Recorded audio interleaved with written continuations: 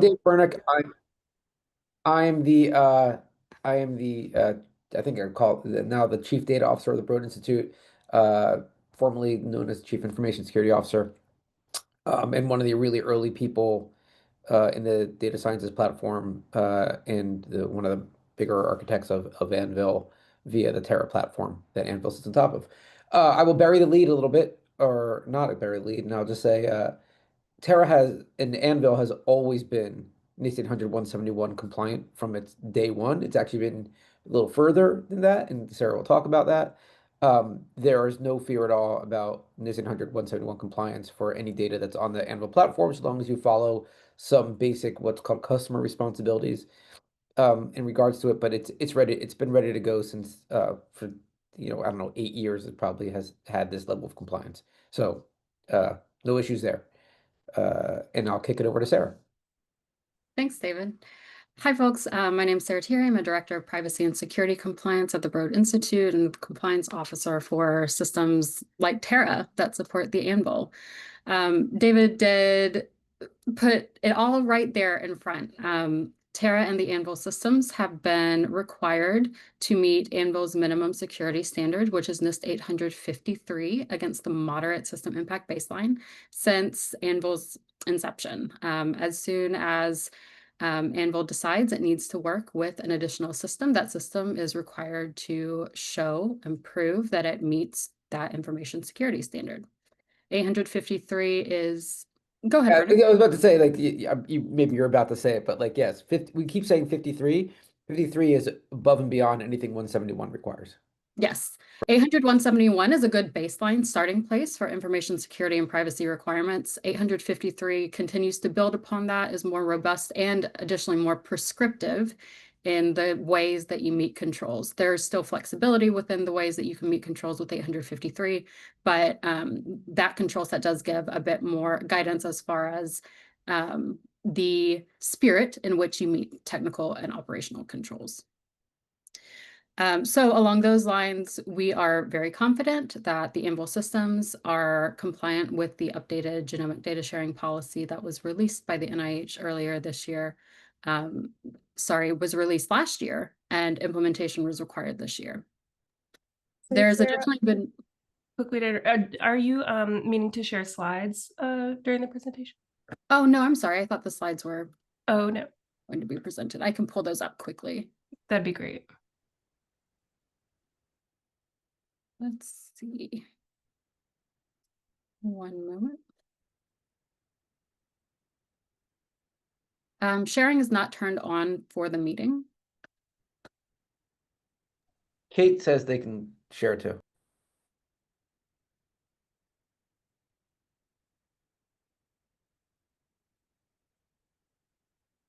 Thank you, Kate. Okay. Where we stopped was there's been additional work, particularly this year, around an NIH security-focused document that was released requiring security and operational standards for NIH-controlled access data repositories, or CADRs. NIH has designated a set of 50-something data repositories as CADRs, these controlled access data repositories. AnVIL is one of those. So as the systems supporting AnVIL, we are now required to ensure that we meet not only the requirements of NIST 800-171 per the Genomic Data Sharing Policy, the requirements of NIST 853 moderate, which is the minimum information security standard for the AnVIL, but also these CADR data requirements. By and large, these requirements align with the practices the system already had in place because of 800-171 and because of 853.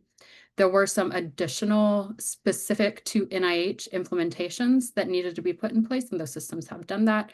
That is largely around things like ensuring users are not coming from countries of concern based on national security risk. Let's go to the next slide, please, Kate. Sorry, this is you leading the slides. These are some examples of where you may be asked if the AnVIL meets minimum security requirements for 853. These are great examples. We will not need to read them here, but are good references to have project renewal forms, dbGaP signing official forms, and signing official renewal forms. You can rest assured that if you answer affirmatively that AnVIL does meet those requirements, you are providing correct and accurate information. Okay, so for the purposes of today, this is a nice visual of how AnVIL is a secure federated data and compute ecosystem. As we stated, the minimum security standard for the AnVIL program is NIST 853. Systems can meet that through either compliance with NIST 853 as kind of the FISMA level of audit, or at the FedRAMP level of audit. Those two things are really just compliance terms. The information security standard is the same, but the method for reviewing the adherence to those information security controls is slightly different under each model. FISMA is more concerned about the level of the data and the security of the data within the system. FedRAMP is looking at it from a slightly different perspective, which is the system itself and its ability to secure the data.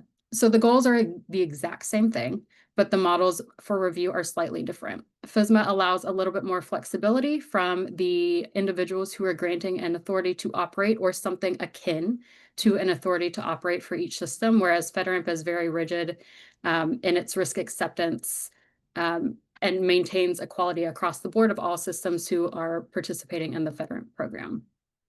The bottom line from all those words here is that AnVIL does and still continues to meet the minimum requirements for the Genomic Data Sharing Policy. So 800-171 is well in hand. Kate, we can move to the next slide, please. There are some great resources that are available on the AnVIL website, as well as Terra is one of the primary platforms that supports the AnVIL in Terra's blog and Terra's support systems that address this. These give great information that would be useful for probably early phases of an information security review, but the links that are within them are really useful for a full review of the program if your organization needs to conduct something like that. There is also an AnVIL security posture that is publicly posted to the AnVIL website that is super helpful in just describing the minimum security requirements set forth for the system as a whole.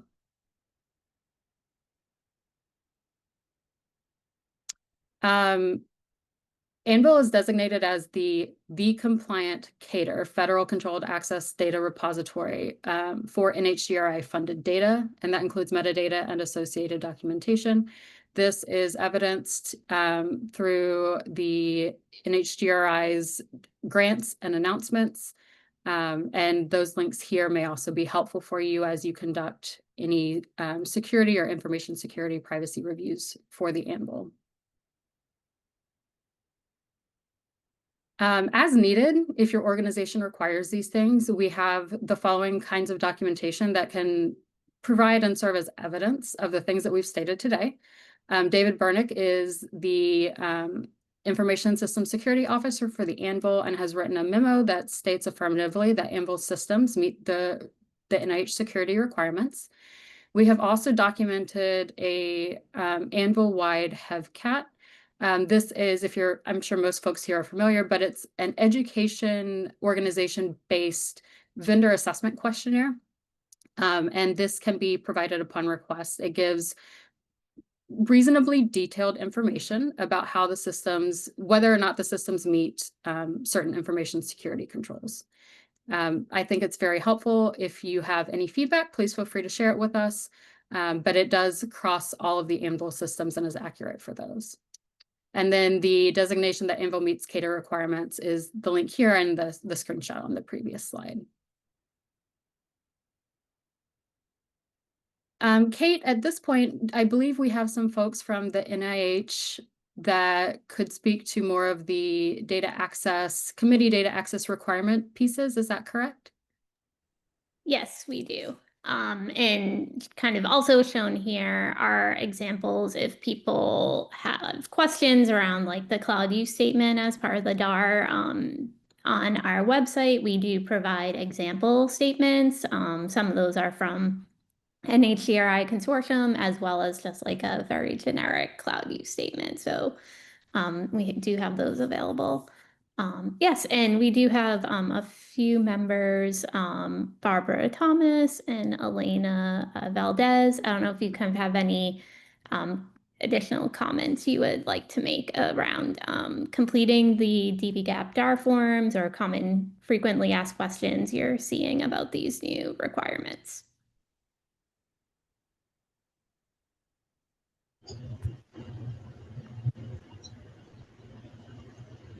I mean, I didn't really, I wasn't prepared to speak to this. I was here, I think, to answer questions, but I think that everything that Sarah described is very accurate, that if researchers plan to use their data in the AnVIL cloud environment, that they can make those attestations during the dbGaP data access process with confidence and